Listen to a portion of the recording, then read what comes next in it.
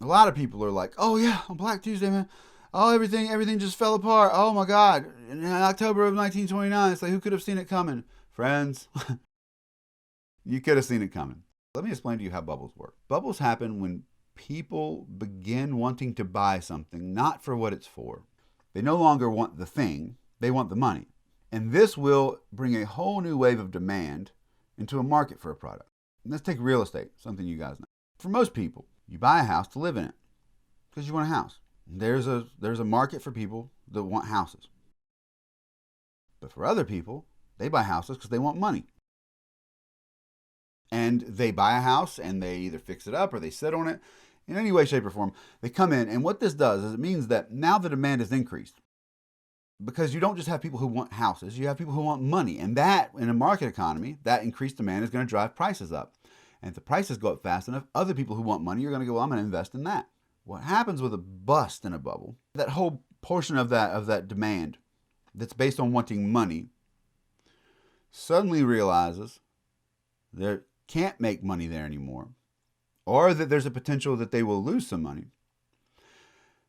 And the people then sell it all off pretty quickly. And when it starts to drop, people go, well, I better get mine out now too. And that's how these things happen. And then almost everybody ends up getting in a bad spot. People who wanted a house to live in, who had to buy a house at the market rate based on the increased demand from the speculation, those people now owe more than the house is worth on the market. I'm just using house as an example. There's lots of things like this. Bitcoin. Yeah, actually, I'm not even going to side note that. Bitcoin. Okay, Robinhood and a lot of other apps, be careful. Remember I just told you about bubbles, and this is the guys, don't take this just from me, but I'll tell you a little insight. You can't spend Bitcoin through Robinhood. You can't spend it. You can't spend it through a lot of the apps. What did I just tell you about a bubble? A bubble happens when people don't want something for the thing that it's for. They want it to make more money. If you can't spend money when you buy it, which is Bitcoin, every single person that is buying through these apps where they cannot spend it is on the end of things where they just want to make money. And I don't have to cut this out of the lecture because I feel strongly about this. This is I just want, should I cut it out of the lecture, guys? Did I? If it's in here, I didn't. So actually, okay, look. I'm just going to explain this to you.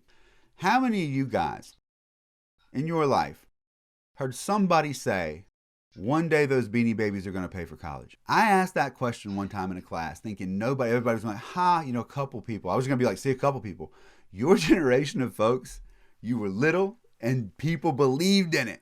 Well, here's a lesson about life, guys. My godfather taught me this when it comes to baseball cards. When I was in fifth grade, sixth grade, I was all into baseball cards. I tell my godfather, I say, this baseball card's worth $25, which was a ton of money to us back then. It's worth $25. My godfather was like, no, it's not. And I was like, look, it says so in the price guide. And my godfather said, let me teach you something. Everything is worth what you can get for it. You think it's worth something because you believe it is. But unless somebody with money believes the same thing and gives you the money for it, it's not worth that.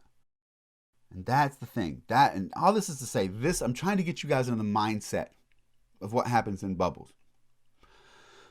People believe that things are worth something, and they act on that. More people come in, it goes up. This is the 1920s.